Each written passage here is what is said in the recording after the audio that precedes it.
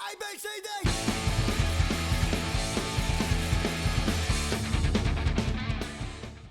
Hey everybody, 3-Gun Guy here, and welcome to part 2 in my reloading process video series. Let's look at what we're going to cover today. I'm going to look at the equipment spreadsheet and costs involved in all the equipment and the components that are going to allow me to reload 6.5 Creemoor for competition. I'm going to look at the cartridge component selection, just do a little overview of that. My reloading process overview, so this is how I intend to reload for precision rifle matches. And then finally, the equipment used for that process. So I'll go over the process first, and then I'll go through each piece of the equipment to tell you where it fits within that process. So with that said, let's get started. Well, if you've watched other videos of mine, you'll know I love to use spreadsheets to just kind of see where I am in the process of ordering things and putting things together. And this is no different. So this is the overall spreadsheet that I created. Let's go ahead and break it down. Well, the first section here breaks things down into the press and case trimming and prepping. Now, before we get into that, let me just ask you to look at the legend at the top of this screen. It's yellow, green, and blue. When I decided on the item that I was going to buy, I highlighted that item in yellow. So I kind of use this spreadsheet as a comparison spreadsheet for research, and then for the final purchase spreadsheet of the items that I purchased. So when I decided I was going to buy something, it was yellow. When I bought it, it was green, and I knew that it was on order and in transit. And when it was in my possession, it was blue. That's why everything in here is blue, because everything is in my possession. So let's get back to this press and case trimming and prepping. The press I did select was the Forster coax press by after speaking to some folks and some pretty good shooters that I know. I'm using the K&M Arbor press to seat the bullets. And in case trimming and prepping, we're going to get into all this in a little more detail later on. But there is a lot to be considered here, and especially in the way that I am going to load my rounds. So I have different dies and whatnot that I'm going to use for each step of the way. Other things you need to consider, things like an annealing machine, Tempelac that gives you the temperature of the annealing, tumbler kits if you're going to wet tumble or dry tumble or wet vibrate, whatever. So there's a lot of stuff that you need to consider here. But this is the very first section, and this was took a lot of work to put together. Well, this next section really gets into the heart of reloading that I think is the heart of it, and that is the dies, the powder measuring system, and then all the accessories that go along with that. We're going to get into each of these in a lot more detail here in a few minutes, but I just wanted this screenshot here to help you kind of understand some of the things that you'll need to be ordering and thinking about. I did a lot of research on the powder measuring system, price points, what I wanted to spend, same thing with the dies based on how I am going to reload, and then finally accessories down below. You can see one of the big expenses is that magneto speed for measuring the velocity of the bullets feet per second. So with all that said, let's move on to the last section. Well, this last section talks to the components for the actual rounds, and it also looks at overall costs for things. So if you look at the bottom of the accessories there, you can see the total cost for the equipment was around $2,800 now. There's a little more than that because of some of the things that I bought post this spreadsheet. But I think you could safely say that if you want to get the kind of equipment that I got, you're going to spend around this amount of money. From the component standpoint, I went with Alpha Brass. Seems like a lot of the guys in competition, very good competitors, are using Alpha. Very good brass. I've heard at least 15 reloads are possible. Some guys say up to 20. I don't know if I'll go that high, but it's nice to know that you could if you did things right. I am going with the 140 grain ELD match Hornady bullets. 2 rifle primers. One is for first time rounds and one is for the second round and on. And then I'm going with the Hodgdon H4350 powder. And I know I misspelled that here. Sorry about that. I don't know if I mispronounce it. I hear it pronounced different ways. But these are the components, and we'll get to those in a minute and actually break that cost down too. I'll explain that a little more to you.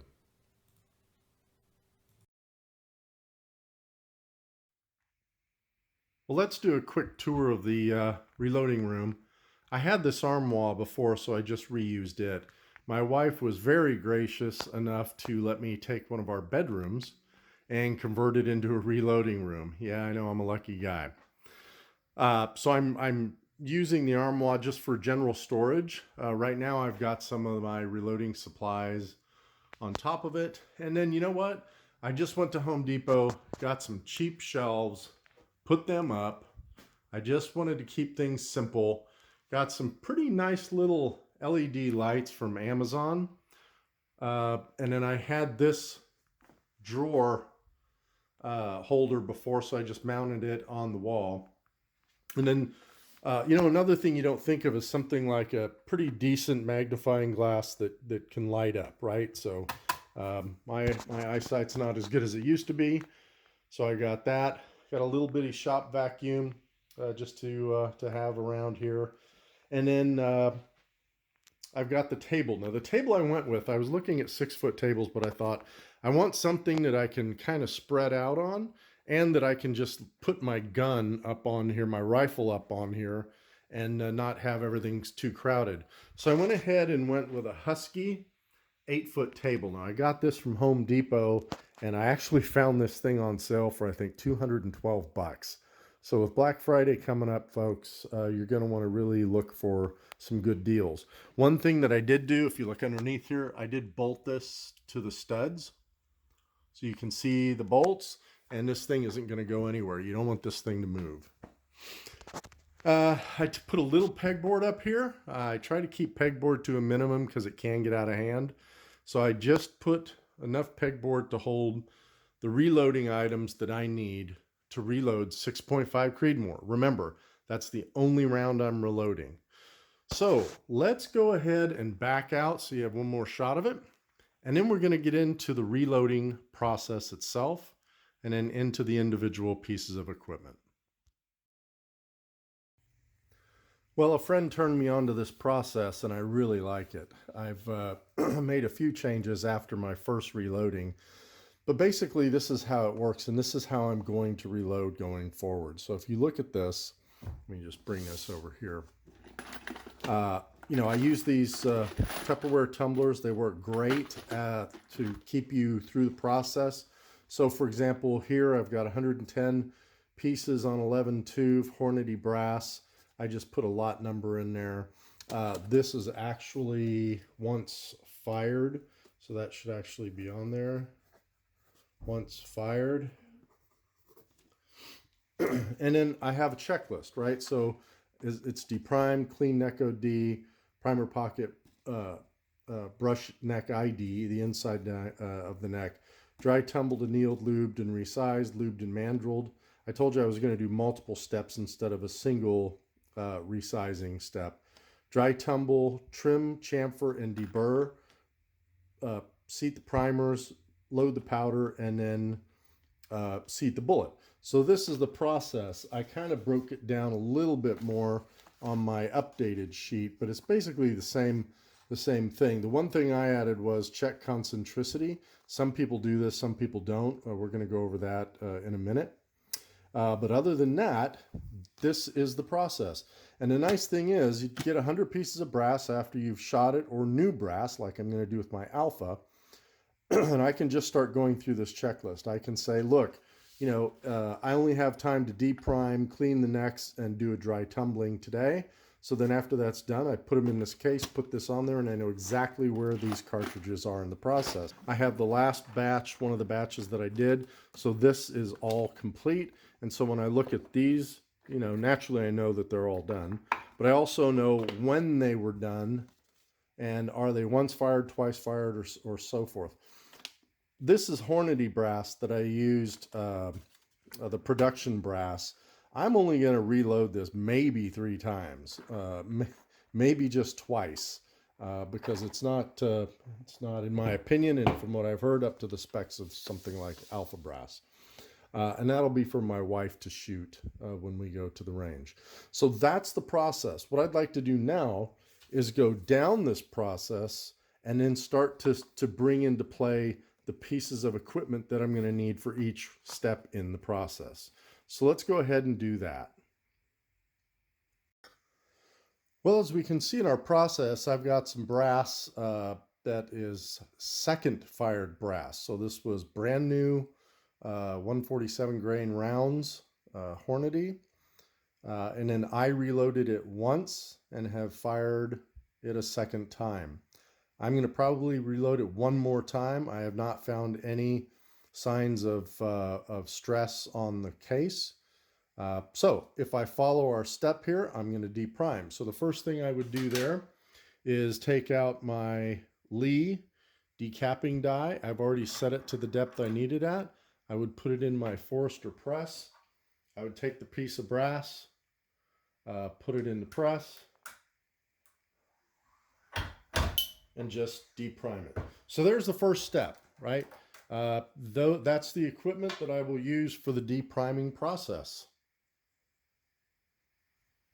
All right, the next step in our process is clean neck OD and ID, clean the primer pocket and the flash hole. Now the flash hole is going to be controversial with some guys. Some guys do it, some guys don't. Some guys don't even clean the primer pocket out. It just depends on how dirty you think it is. So what I do for the OD is I get some steel wool. This is like triple aught or whatever. And I'm just giving it a 4, 1, 2, 3, 4, and that's clean. For the primer pocket ID, I'm going to fire up the Frankfurt Arsenal.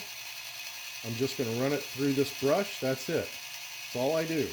If I'm going to clean the primer pocket, and I look at this primer pocket to see if it's dirty, it's not too bad. It's got a little muck in there. All I might do is just do 1, 2, 3. That's it. That's it. You can see it's a little cleaner. Now, some people say, and that's it. That's all I use that for right now in this stage. Some people say you never touch, you never touch the flash hole. Okay.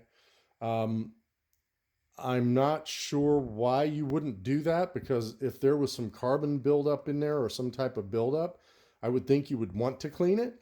I just inspect it. If it's clear, I do nothing with it. If it's not clear, this is a pipe cleaning brush. This is not metal. This is simply a cloth bristled type of brush. I will just do this. That's it. That's it. Just to get any foreign objects out of there. And then I'm done with the second step of the process. So we used the Frankfurt Arsenal cleaning station, 2 of those. We're going to use the other 2 a little later. We used some steel wool and some nice hand cleaning. And then we did do the flash hole if it needs it. The third step in the process is check concentricity. Now, this is another thing that some guys do, some guys don't. They do it at certain steps in the process.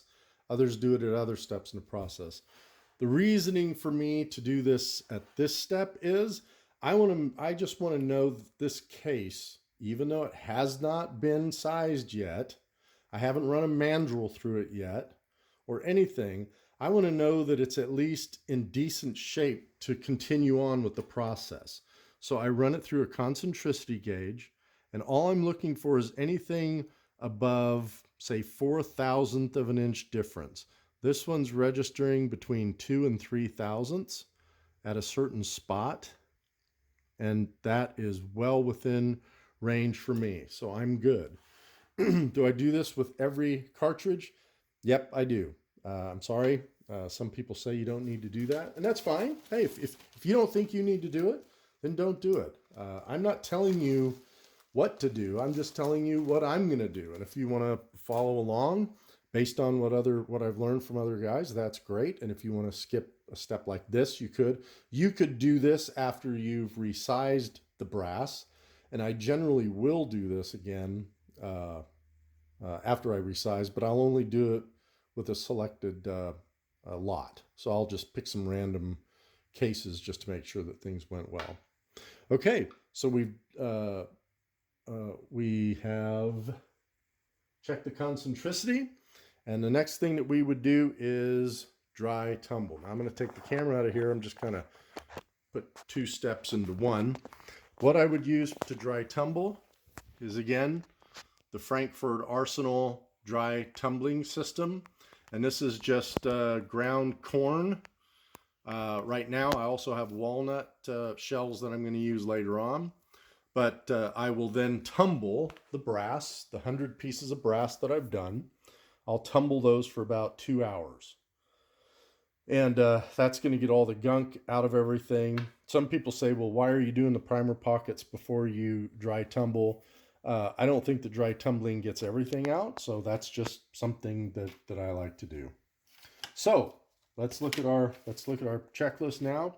We have deep primed, cleaned the neck, check concentricity, and we've dry tumbled. The next thing we're going to do is we're going to anneal. Now for annealing, I went ahead and I went with the Annealings. This is a great machine so far for me. Some guys are going with the more expensive annealing machines, and hey, that's great. Again, it's what you want to spend the money on and what you're comfortable with. So I'm comfortable with the Annealings. I'll load up 100 cartridges in this thing, and there are YouTube videos out there showing you how this thing works. But once you get it set up, it's pretty easy to use. And when I anneal, I use Tempelac to make sure that I'm annealing at the right temperature. So I've got a set of cases that I have, and I'll use the Tempelac, the 450 near the base of the case down here, and then the 650 right up here on the neck or the shoulder. And this is just telling you when it's reached 650 degrees. Actual annealing is done at around 700, I believe, if I've got that right. So by the time the 650 has turned color, you are at about 700 degrees. So that's something that you'll want to look into. So now let's look at our deal here. We've got dry tumbled and we have annealed. Let's look at the lube and resizing in the next section. All right, so if we look at our list here, we've deprimed, clean neck, concentricity, dry tumbled, and annealed, and now we're going to do the first resizing. So we're going to lube our cases up. Now remember, I'm doing this with a single case. We would have 50 to 100 cases that we're going to run through the process. Again, I am not going to get into the dimensions of what I do and how I do it and everything that I use. Maybe in a later video I will, but right now I just wanted you to see the equipment of why you need to order the equipment that I ordered to get this done. So what I'm going to do here is the very first thing is I'm going to use the Redding Type S full length sizing die, but I am not going to include the mandrel that comes with it. So I'm not going to size the neck down and then expand it all in one sizing. That's not what I'm going to do. All I'm going to do here in this step is size the neck down, because after this cartridge was fired, the neck was expanded, right? So we have to size it down. Then we'll come back with a mandrel and resize the neck to seat the bullet. So with that being said, I've already got this die set. What I will do here is I'll use a little bit of the lube wax lube. And again, because I'm not doing anything to the inside of the neck, I don't have to worry about that. Now for, this is the Imperial sizing die wax, by the way. When I do bulk, I'm using this mixture, and again, you can go online. I'll see if I can put a link in there somewhere. It's alcohol and lanolin mixture, and it's alcohol up to a line and then lanolin up to another line. And I'll spray all 50 cases with this. If you wanted to use Hornady one shot, you can certainly do that. So yeah, you can do whatever you want to do. I'm just going to bring this down. I'm going to bring it up. And now we have done our first sizing on this brass. Now I would take measurements. I would go through the whole process of making sure that I bump the neck the proper, or bump the shoulder the proper amount, and sizing and all that. I'm not doing that here. I just wanted to show you the equipment to use for that process. So with that being said, we have now checked off lubed and resized, the first one, right? Then I would lube and mandrel. So I would replace this die, and these dies are already set up, with this die, which is a 21st century die, and it's got the Sinclair mandrel in there. And the mandrel is a certain type of manual set to a certain way, and you want things set to where it's moving around a little bit in there. Again, I'm not trying to explain to you exactly what you're going to do here and how you're going to do it. I'm just saying that this is the process that I'm following, and to use this process is why I had to order this equipment. Now I'm taking a little bit of a Q-tip here and just rubbing the inside of this neck. I'm going to put a little more on the outside. Do the case a little bit, even though it shouldn't even come in contact with it. And now we're going to expand the neck. So what we did in the first sizing was we brought the neck in. In this second sizing, we've opened the neck up to a specific diameter to receive the bullet. So those are the two resizing processes, really. It's resized and then it's mandreled. Now what I would do is throw this back in the tumbler and tumble it for about a half an hour to get all the lube off of the cases. Well, we've run through a good piece of our checklist, and now we're down to trimming, chamfering, and deburring, then seating the primers, loading the powder, and seating the bullet. So let's look at the trim, chamfered, and deburred step in the process. So remember, I've got my piece of brass here, and I would take my measurements, and if I needed to trim this brass, then I would use my case trimming, L.E. Wilson case trimmer. I'd load this thing up, and I would trim the brass. I do have the drill accessory for this, but I just like using the hand crank. Now, once I've trimmed this brass, it's got some burrs on it, and that's when I need to chamfer and deburr this brass. So again, I'm not going to do it because I didn't do anything to the brass, but I would use my Frankfurt Arsenal tool here, and I would chamfer the inside, chamfer the outside, and then I'd run it through my brush again to get all the crud off of it. So that is our trimmed, chamfered, and deburred stage of the process. The next thing that we would do in the process is seat the primer. So again, I'm using the press right now. I have ordered a manual handheld priming device, which I should be getting here in a day or two. But the way I've been doing just this brass, again, this is just that Hornady brass, and I really don't, it's not that big of a deal. I would then insert the cartridge, bring the press down, seat the primer, bring the cartridge up, and the primer would be seated. So we've killed those two stages in this section. Second to the last step of the process is powder loaded. So we're going to look at loading the powder. And again, I'm using the RCBS Chargemaster Light. This is an Area 419 cup that I really like. I like how it works with this machine. I would calibrate the machine. You'd have your powder loaded, everything. You would dial in the weight, and then I would use this this cup that I got from, who was this from? Precision Hardcore Gear. And this is a pretty cool cup. It fits really well on the case. I would then pour my powder, the charge that I've come up with, into that. I would take this funnel off and I would move this case back here. And that's how I do it.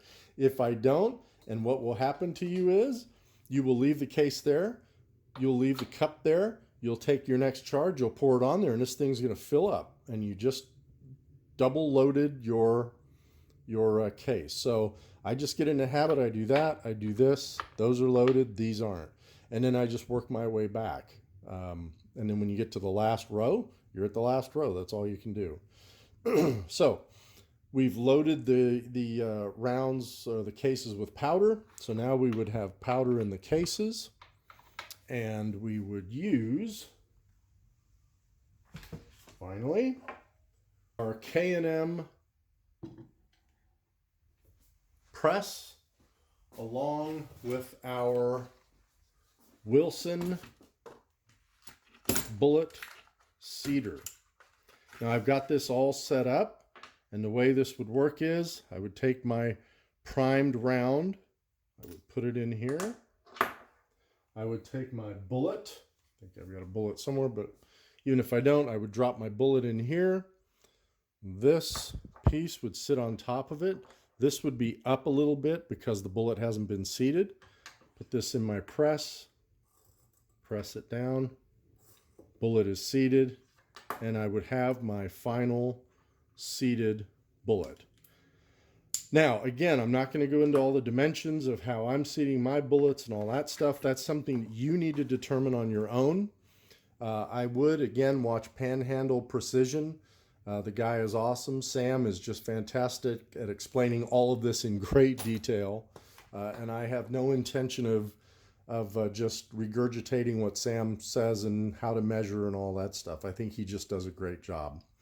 Really what I wanted you to get out of this today, folks, was the equipment that's going to be involved in this stuff and how to use that specific equipment. Probably left a couple things out. One of those was the magneto speed. So this is the device that you're going to use to measure the speed of your bullet.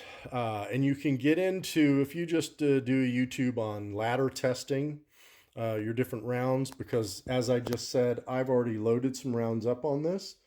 I did the research with the magneto speed. I came out with the load and the bullet seating that works best for this Hornady brass, and that's what I'll use from now on.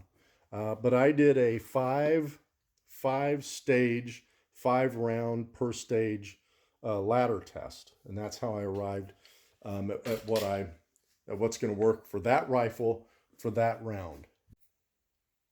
Well, let's talk about some of the other accessories that we really didn't cover in other sections. And I'm going to start with the ball micrometer. Now, you may not even need this. Some people use the ball micrometer to measure the thickness of the case. And this kind of tells them whether the case is thicker on one side or another. That really helps with the concentricity around the neck of the case. So there's something you can consider. Another thing, a trickler, right? A manual powder trickler.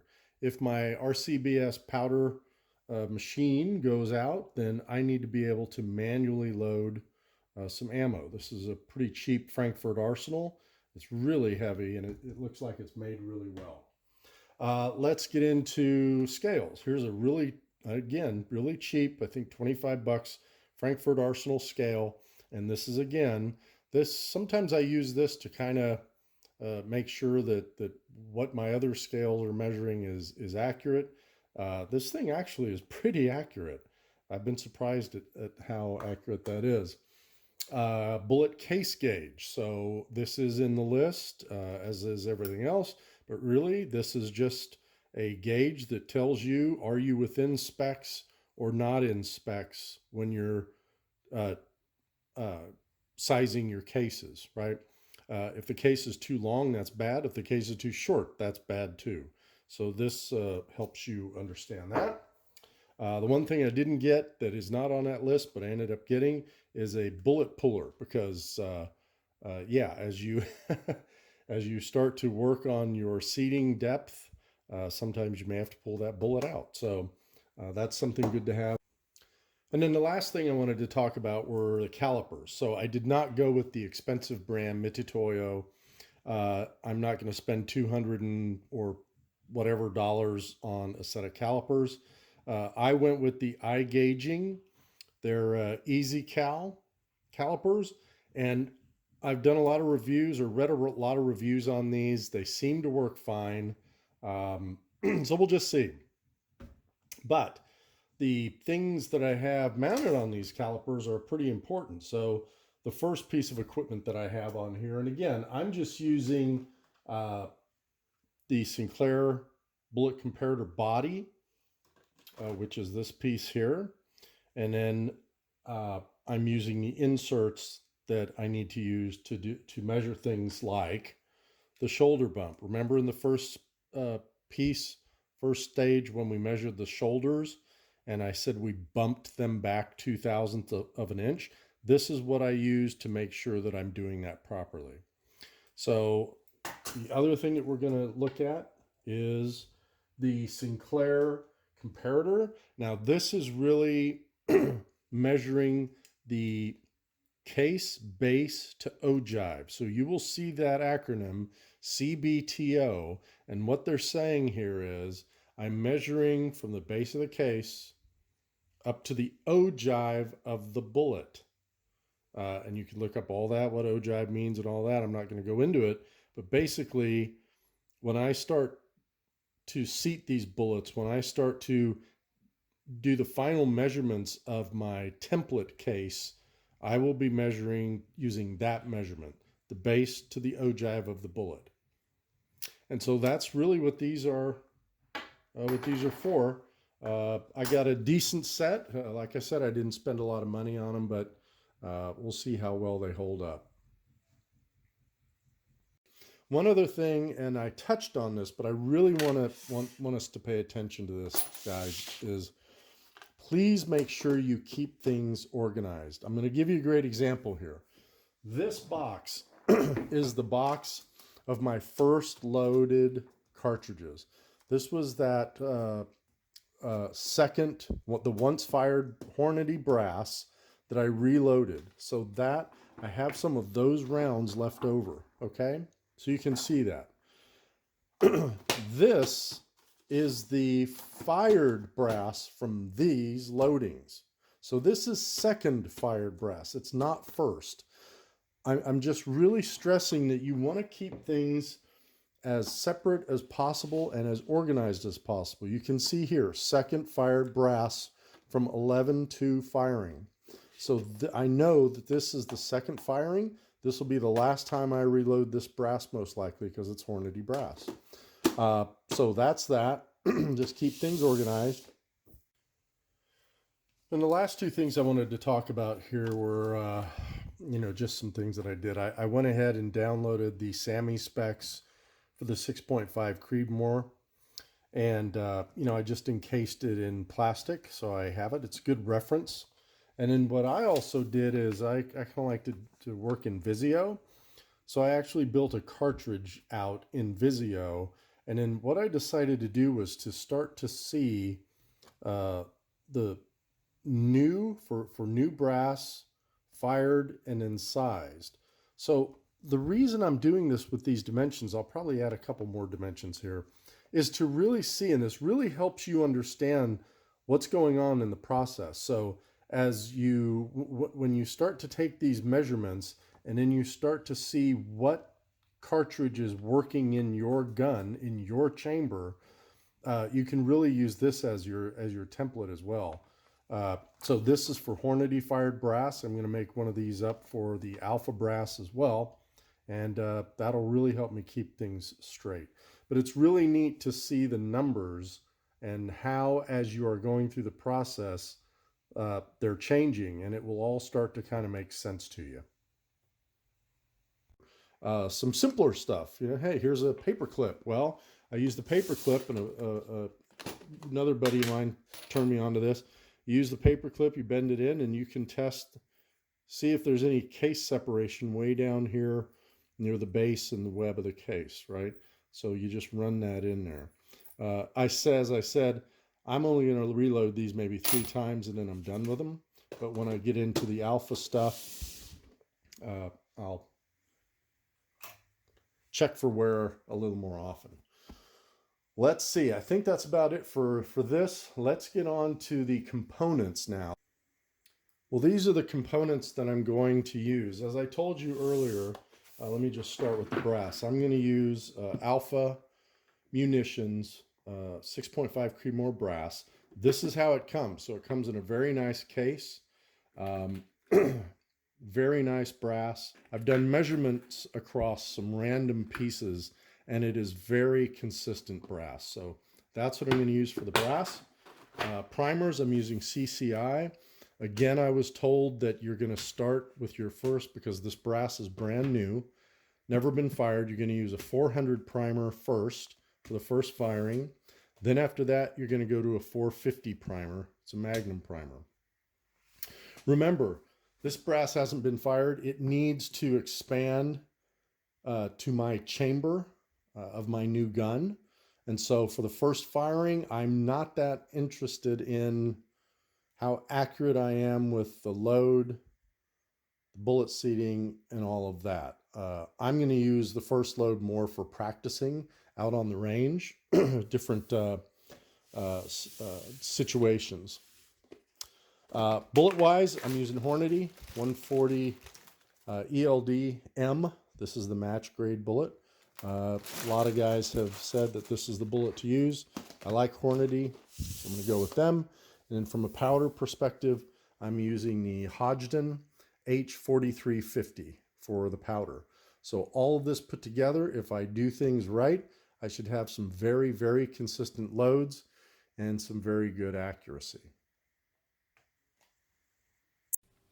Okay, well, I wanted to end with the circling back with the costs here. And as you can see, the cost of the equipment is not minor. Now, part of that is because of the way I'm going to reload. I could probably have shaved about $400 or $500 off that cost if I was just doing simple reloading, but I'm not. When you look at the components, you can see that for the brass, the bullets, the primers, the powder, the initial cost there of about $1,040. Now that is with 500 cases purchased of alpha brass. And that's about 99 cents a case. Now I ordered 500 so I could have a revolving inventory, and I didn't have to rush, back to reload after a match or after practice or anything like that. If you look finally at the area in yellow there, you can see that over 15 rounds, and I'm really expecting to be able to reload this alpha brass 15 rounds. I'm not going to overpower the brass. I'm not going to do hot loads. I want consistency and I want accuracy. So with that in mind, if I can get 15 rounds, I'll get 53 cents a round out of it, which is pretty good. It'll take me a while to recoup all my sunk costs for the equipment, but that's really not the goal here. The goal here is for repeatable accuracy. That's really what the goal of reloading yourself is. You know what the cartridge can do. You are expecting every cartridge in that box to function the same and give you the same accuracy as the one before it. Well, hey, thanks for hanging in there with me on this fairly long video. I hope it was somewhat educational for you. I just really wanted to show you what you're getting into when you're getting into this reloading, at least for the precision matches, and some of the equipment that you may want to look at. Do your research, Look at the tools that are out there. Figure out the type of reloading you want to do and the results you are expecting to get. And hopefully future videos I'll have some more details on how I'm reloading that 6.5 Creemoor Alpha Brass with the 140 grain Hornady ELDM. But for now, thanks for watching everyone, and shoot straight.